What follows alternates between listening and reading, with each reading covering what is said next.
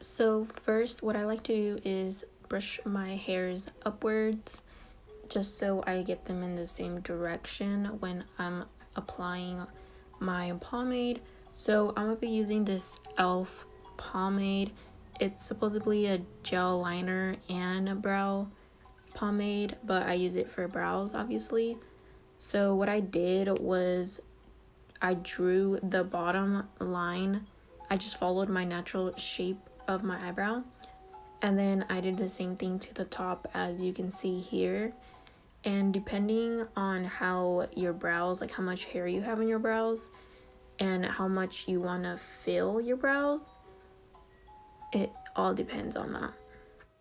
So after I filled in my brows, here's the comparison between my natural brow and the brow I just did. So here I am spooling my brows to blend them a little bit more. Then what you can do to make it look a little bit more natural, do little brush strokes in the front so it looks more natural. And then what I like to do is go in with concealer. Concealer is gonna help your brows look more sharp, more clean, and if you made a mistake, you don't have to worry about taking off the makeup and doing it all over again, because concealer helps you. It's like an eraser.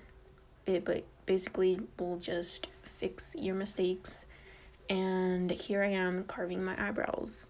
And what I like to do is, with the rest of the concealer, just put it all over my eyelid, and that would just act as my eyeshadow primer. As you can see here, I'm like kind of dragging it down.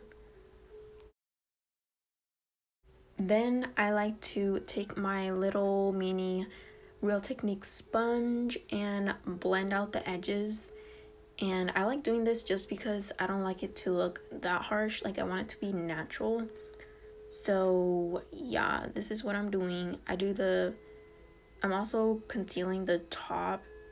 I sometimes do this, not really, but for the sake of the video and showing you guys how you guys can carve out your brows, here I am doing it for you guys.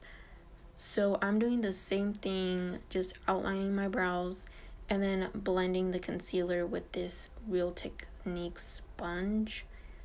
So yeah. So here I have both of my eyebrows finished and filled and concealed. So what I like doing next is taking this Essence lash and eyebrow gel.